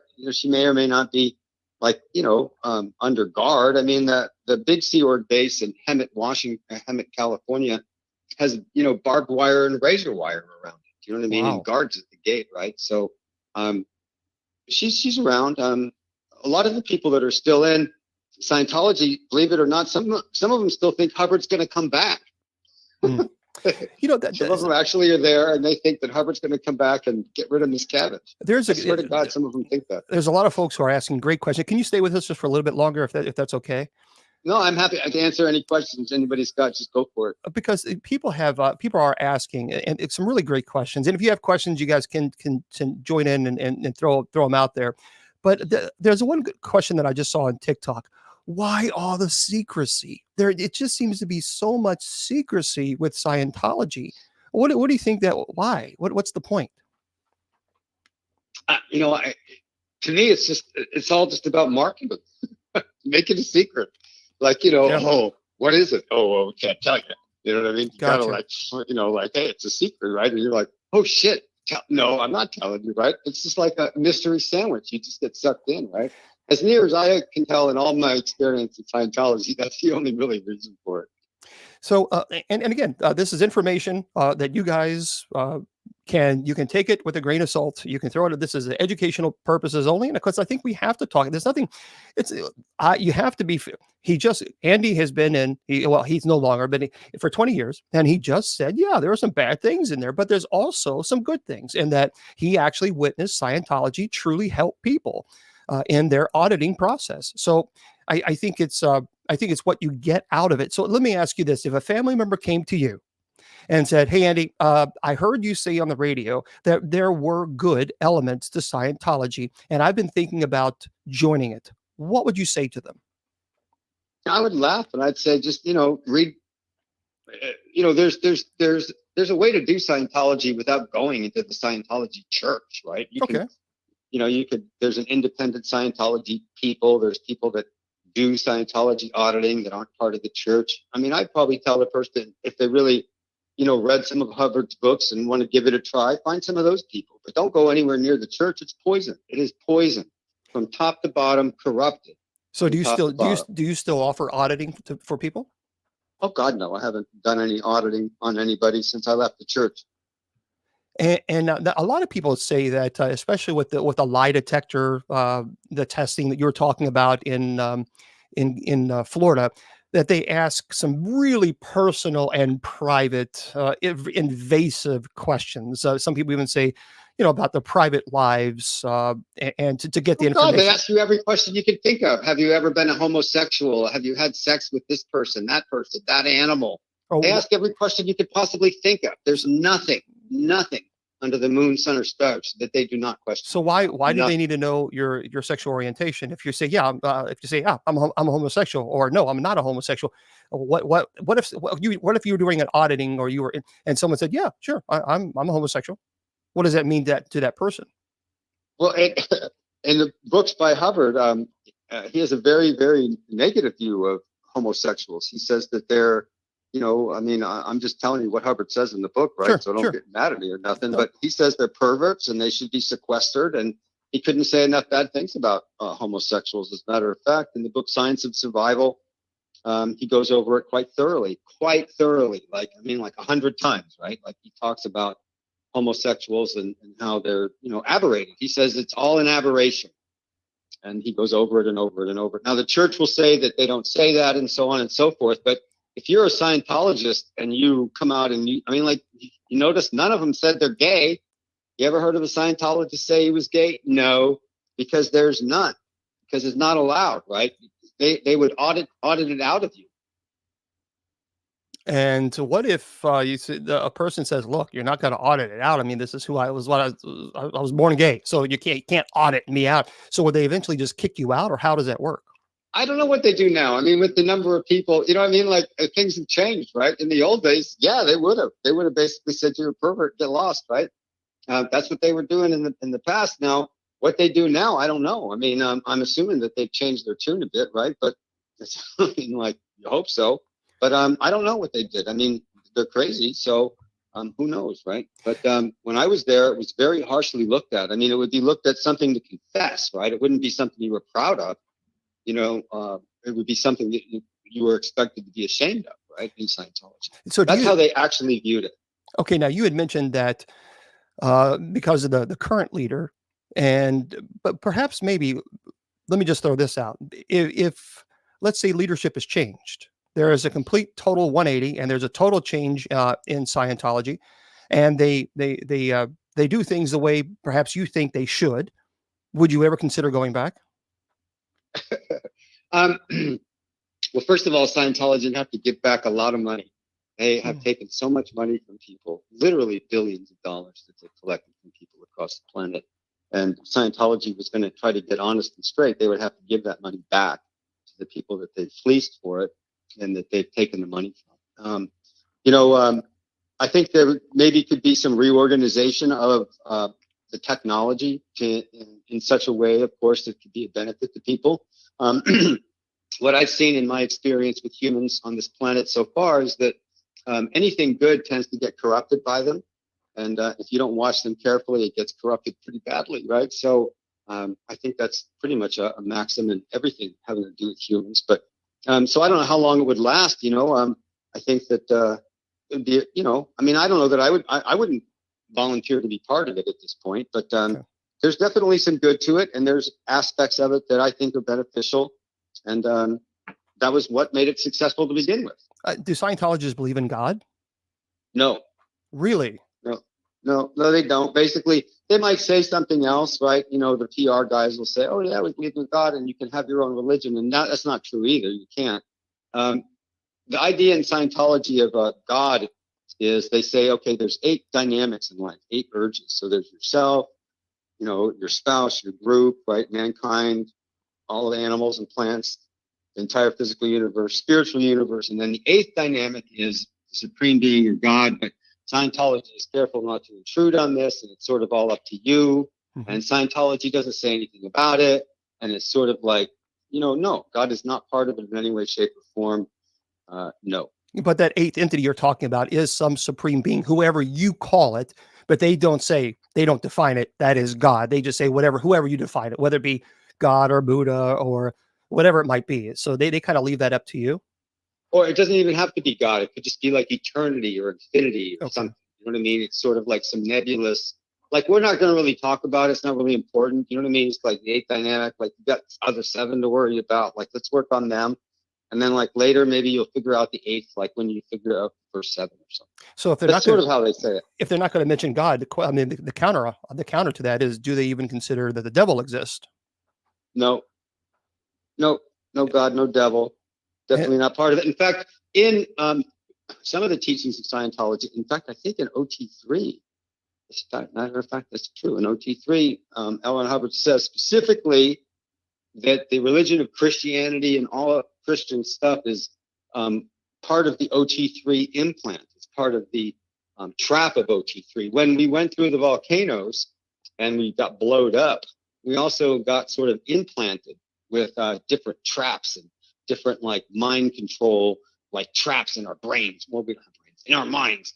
And these implants, right, cause us to have constant conflict. The reason that we have constant conflict on planet Earth and all this fascination with these religions that Hubbard said were crazy is because of the volcanoes and the bombs and all that jazz, right? So he says that Jesus and God and all of that Christian stuff is all just part of the religious implant from OT3.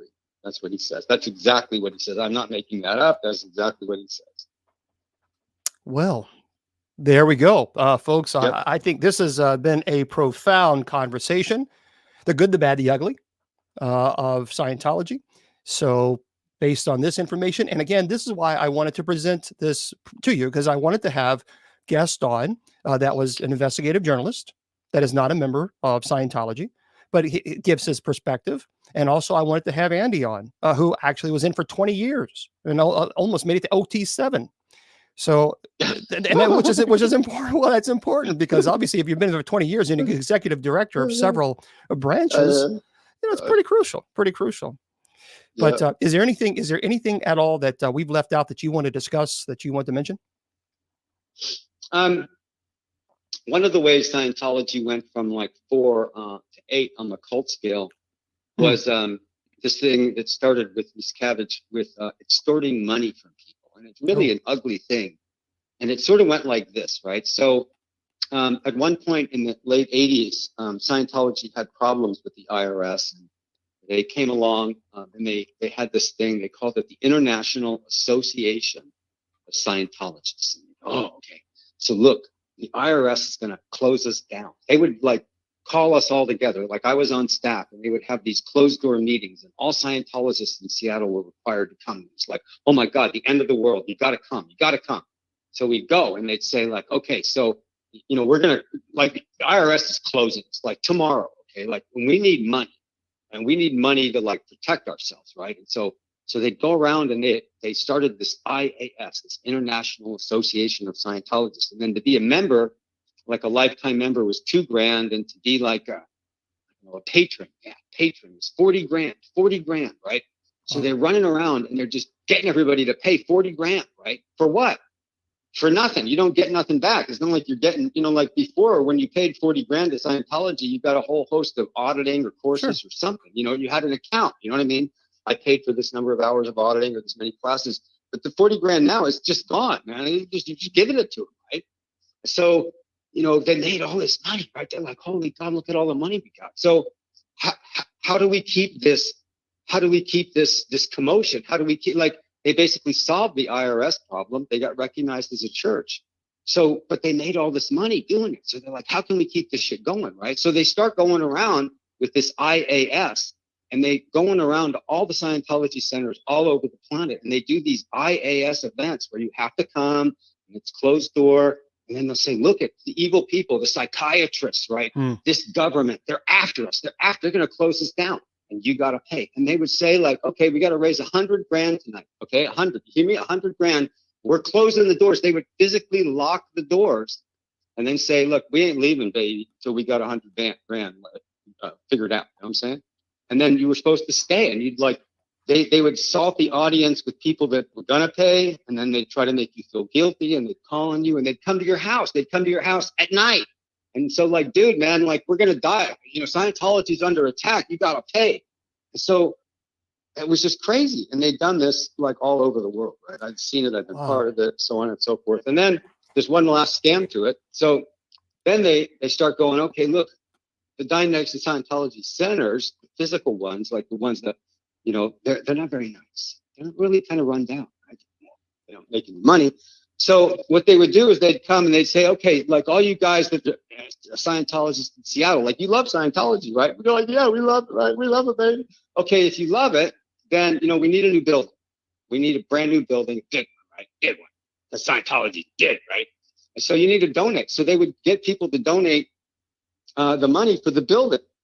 And that was it. You were just supposed to donate the money. And they would do the same thing. So they figured out how to prolong the scam of just getting people to donate money. And they would get people to donate their kids' college fund and all sorts of stuff to pay for these buildings for Scientology. And that's what they've been doing for the last 20 years, is basically just stealing the money from people and saying it's a straight donation for either IAS or for the building fund. So let me ask. They have been doing it. So it's really totally cult stuff. So there was a question in the chat room, and because I've heard the rumors. I've even read them online that there is, and again, this is just your perspective on what you've seen as a former executive director at the Scientology. So we talked about the mental abuse. We've talked about that. So was there any type, did you ever see, whether or not they're a Sea Org member or whatever they were, did you see any physical abuse? No, I didn't ever see nobody get beat. I read all them stories about people in the Sea Org and David Miscavige beating people and stuff. But in my experience, no, I never seen nobody get beat or hurt or anything like that. Okay. So, and also now there is, I know in LA, there are individuals who are from other countries, and obviously they're on religious visas. And the group of people with the Chris with the Hellcat, without a Hellcat, his group of friends there, they talked about individuals there that had or that have religious visas, and they're basically these poor folks. They're working from sun up to sundown. I mean, they're every 7 days a week outside trying to recruit people to come into the building, and of course they also live on campus. Do you have any idea, or do you know what? Because this is a big thing. Do you have any idea what goes on inside of those dorms? Because I have read, and they've even have pictures of a video where, there's bunk beds, sometimes 6 to a room, so that, guys have to, sleep 6 people to a room. Do you know what do they do there? I mean, obviously they believe, the belief is they don't watch TV, they don't have internet. So do you have any idea what these people who live on campus, what are they? Because the shades are always closed. You can never see in. Unless there's no TVs. There's no TVs. They don't have phones. Those people don't have phones. They're not allowed to have a phone that gives them outside access. So those people that live in the Sea Org and live in those dorms, they just go there to sleep. There's maybe 6 to 10 people to a room. Maybe if you're married in the old days, you could get a room by yourself, but who knows if they do that anymore. And That's it. It's just a dormitory. That's it. It's just a Wow. dormitory. And So- you just go there to sleep, and then you get up in the morning and you go back to work. Yeah, and now I was told, now again, I don't know if this is true, but I was told that these individuals, I think they're working sometimes 14 hours a day, which that they do have. They've shown video, but also like $57 or $47 a week or something like this. This is how, I don't know how they found this out, but that's what they're saying, that these individuals are not actually paid a salary, that they're actually paid like $47 a week working, 16 hours a day. Can you validate that? Do you know if that's true? Yeah, it's true. That's totally true. Wow. Let's see, what year is it? 2024. Wow. In 2020, I wound up having cancer. I had stage 4 throat cancer. I went through chemo and all sorts of stuff, and radiation therapy. It was quite brutal, and the brutality of it for me was, God, I would lay there at night. I couldn't sleep forever. All I would do is relive all the moments where I had misused people in my life, over and over. Just killing me. And the moments that really came up the most and made me squirm in my cancer-ridden skin the most were the ones when I was in Scientology and I recruited people. I recruited a lot of people that joined Scientology and joined the Sea Org. And I was responsible for a lot of those people that you're talking about that joined on the religious visas from Russia. And they went to Flag and different places, Sea Org bases. And they were totally used as slave laborers. They were paid nothing. They were promised, they were basically told, you're going to come to Flag and you're going to help us clear the planet. You're going to be an auditor. You're going to do all these fantastic things. But they were tricked right from the very beginning, because the recruiter there knew full well that they were going to work for a part of the organization called Flag Crew. And all they were going to do was do laundry and drive and cook. And they absolutely knew that right up front. But they didn't tell any of that to those people. They promised them some other sort of profession or job or something in Scientology. And when the people got there, some of these people had given up like their professions in Russia and other countries to go there and work for Scientology, thinking that they were going to be some part of some noble cause to help clear the planet. And instead, they were just assigned to be janitors and clean rooms and just do that kind of crap. And I've seen tons of those people, and I'm bitter about it. And they treated people horribly, and they still do it. So now, I know there is a 1,000-year contract. Someone was asking about that earlier in the chat. Billion. It's a billion. So it's a billion-year contract that you have to sign with the Sea Org organization. Is that correct? Yes. I tried to join the Sea organization, but they wouldn't let me. Was there a reason why you couldn't join the Sea Org? Yeah, they said that they wouldn't let me join the Sea Org because they had a requirement then that you couldn't have taken LSD. So, okay, what is it? Can you tell everybody, what is the Sea Org organization? How is that different than the staff? What is the Sea Org organization? What do they do?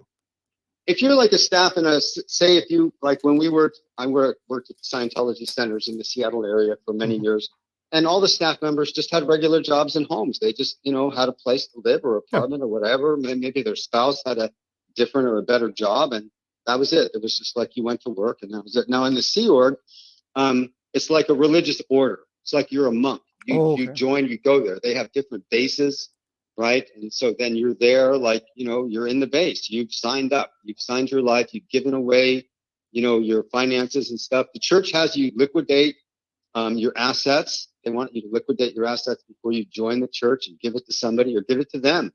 Actually, I actually give it to them. And then when you join, you live on the base, and you're there 24/7. I mean, your whole life there from that point forward is in doing Scientology every day, every minute. And those are the people that get paid $47 a week. Is that right? Or it might be 47, 57. I'm not for sure the number, but those are the people that get 47 or 57 a week. Yeah. I knew a guy that worked at the Flag land base and in the Sea Org there for a while, and they would get paid 40 or 50 bucks a week. And then at the end, one of those middle management guys from the Sea Org would come and he'd say to him, look, David Miscavige is going to have a birthday and we want to buy him a motorcycle and we want you to give us part of your 40 bucks that you got a week to pay for his motorcycle. I swear to God. I mean, he told me this and I'm just laughing hysterically like, you are shitting me, dude. And he says, no. I mean, it happened over and over and over and over and over. And you were expected to do it. You were expected to do it. If you didn't do it, you got a little mark next to your name. You know what I'm saying? We're going to look at you later. You know what I'm saying? Wow. Like you got answering. You know what I mean? You ain't giving money to the boss. Like, what's the matter? Hello? And that's a bad indicator. We need to sec check you some more. yeah, folks were I mean, saying it was really run like that. Sea Org, SEAORG. So what about, here's a great question someone was asking, a lot of great questions. What about medical treatment? Now, I have heard and I have read that they have their own medical facility there or whatnot. And can you tell us from your perspective, you were there for over 20 years. Do you know anything about, do they refuse medical treatment? How does that work? Do you know? The people don't have insurance. I don't know how it works in Florida. Like at Flag, I think the people are just on Medicare, Medicaid, right? Okay. I think they're just on whatever state thing they get. I don't think they're insured by the church. And I think a lot of the older staff in the Sea Org really suffer from, lack of any kind of real health care. No, I mean, are they allowed to go to are they allowed to go to the doctors if they have a sore throat? Yes, they're allowed. Okay. I mean, like if okay. I mean, I don't know if you're allowed to go just if you have, a sore throat or a stubbed toe, but I'm sure they're not going to disallow a person from going to the hospital. But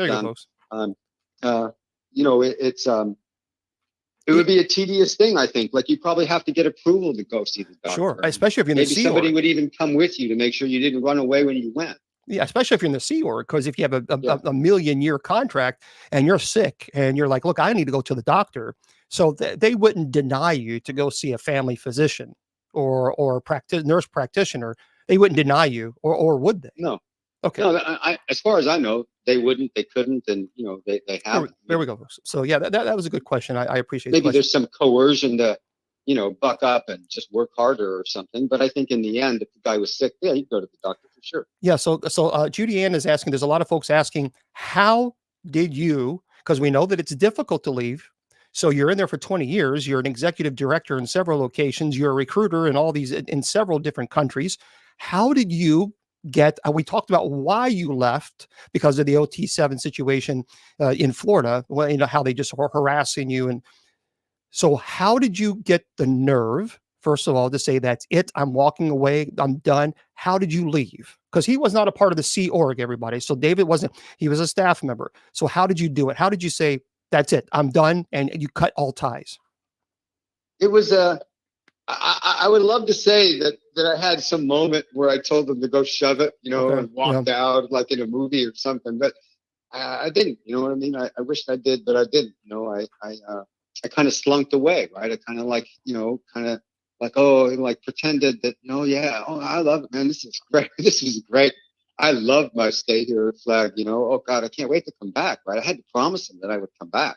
Did they threaten you? I mean, when you didn't come back, did they threaten you or follow you? I mean, they called me a whole bunch of times and talked to me about it and stuff, I mean, like one time they called me from Flag and they tried to talk me into coming back. And I was honest with them. I go, look, last time I was there, I was fucked over. I paid $100,000. I got sec checking the whole time. It was horrible. And they laughed and they said, oh, when was that? When was that? And I said, oh, well, that was like 2000. And they go, oh, yeah, that's when we were doing it. Yeah. That's when we were doing it the wrong. We fixed it. I see. We fixed it. Yeah. We fixed it. It's all good now. Right. Just come on back. And I'm like, are you kidding me? Are you out of your stinking mind? I ain't coming back. So they left. Like after that, fight me, right? Like, like I couldn't believe it. They had to call to say that the lady said that to me. I'm just laughing at her. Dude. But anyway, so for me getting out of it was a very, was horrible process. It was horribly, I was full of Scientology, your program, totally programmed that there's nothing wrong with Scientology. There's only something wrong with you, right? Any complaints that you have about Scientology, any complaint that you have about Scientology is due to your own crimes. That's it. That's it. Wow. End of story. Bang. That's it. You did something bad, and if you're critical of Scientology, that's why. So we got to find out what it is. And I am not joking. It's exactly their viewpoint. Right. So any person that's critical of it or doesn't like it, you're just no good. That's their viewpoint. Well, Andy, I want to thank you so much for taking the extra half an hour to chat with us. It has been absolutely eye-opening, and I truly, truly appreciate you spending this time with us. So thank you for that. My pleasure. It was fun to talk. And, part of when I went through that cancer thing, I wrote an article about it. You can find it online. Cancer and Scientology by Andy Porter. And, I basically explained that what cancer cured me of Scientology, wow. Actually, is what it did. And I was really stuck with this idea that all the things that had happened to me, were my own fault. Everything that happened to me was my own fault. Mhm. I was really burdened with that. And the cancer blew it off me. And that was a part of the indoctrination of Scientology. And so, it's kind of harsh to say that I'm thankful to cancer for something, but I am, because it got that Scientology crap out of my head. And so Wow. I'm happy to talk about it anytime. And thank you for inviting me on the show. I really, really, really appreciate talking to you. And it was a lot of fun. Good. Thank you. Thank you so much. And good health to you for many, many years. Thank you, my friend. Thanks, Andy. All right. Bye-bye. Bye. Okay, everybody. Well, that was our friend. That was fantastic. I'm telling you, I think both guests were very, very fair in their discussion and their experience. We have, folks, it's very rare that you're going to get a show about Scientology in which, and I did send an email to the corporate to say, hey, look, I'm doing a presentation. Would you like to have someone come on and represent? But I had no response, and that's fine. Perhaps maybe they didn't get the email. Fine. But I didn't want to just get someone just to come up here and complain and moan and groan about Scientology. I wanted to have two guests from different perspectives, both individuals. Chris without a Hellcat. Again, for those of you who don't know, you can go to YouTube and type in Chris without a Hellcat. That's his YouTube page, and click on the link tree there. And if you want to donate to his ministry, to what he's doing, because he's an independent journalist covering stories in LA. And he came on, he talked to you guys about what they're doing. He's on TikTok, and you can go and watch them thank you very much. I appreciate. Thank you, Judy Ann, for those, and thank you for subscribing. For those who want to go on TikTok and follow him, but make sure you also help, so that he can continue doing these type of investigative reports. And then, of course, Andy. It was important for me to bring on someone who had true knowledge, inside knowledge on Scientology, not just somebody who has an opinion on it based on just an opinion. And does he still answer paranormal? Yeah, I answer paranormal questions. But tonight was just strictly about Scientology, to shed some light onto it. But here's what I find interesting. Both individuals who are obviously critical of Scientology, and that's fine. That's their right. You have one individual who was there for over 20 years as an executive director, and even a recruiter in several countries, who gives you his perspective. And then you have Chris without a Hellcat, who's he's an investigative journalist, independent investigative journalist. Both have said that, yeah, they have seen some good that came with Scientology. They have experienced it, they have seen it, but they've also said that there was some pretty bad stuff. So really, this is I wanted to inform you, and you can decide whether or not this is something that you want to go down this route or not. That's your choice. But it was important for me not to make this just a complaint session. I don't believe shedding light is important. And I think they did a fantastic job. I truly did. So I appreciate them. I truly appreciate Chris and Andy to come on and talk. They didn't have to. They're not getting paid for this. As I'm not getting paid.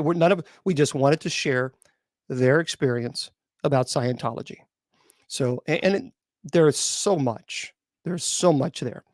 Now, let me remind you, because a lot of people don't know my schedule. On Sundays and Wednesdays, I am teaching Bible study at 8 p.m. Eastern Standard Time. Now, here's the deal. Next Wednesday, I'm going to be starting the book of Revelation. And I will break it down to I'm going to break it down. Everything that is written, I will explain it in detail. Now, I'm going to start with chapter 1. So please don't ask me questions that's in chapter 10, because I won't entertain that, because I'm going to do chapter 1 and then 2 and 3 and 4. So that is how I do it. It's very methodical. And I do that because if you're jumping around all over the place, it confuses people, especially with the book of Revelation. Okay, Mr. Producer. So that's what I'm going to do. So starting next Wednesday, the book of Revelation, I'll explain it in great detail, because there's so many people worried about the wars and World War III, and There's a lot of that stuff going on now. So I want to tell you, this is what it is and this is what it's not.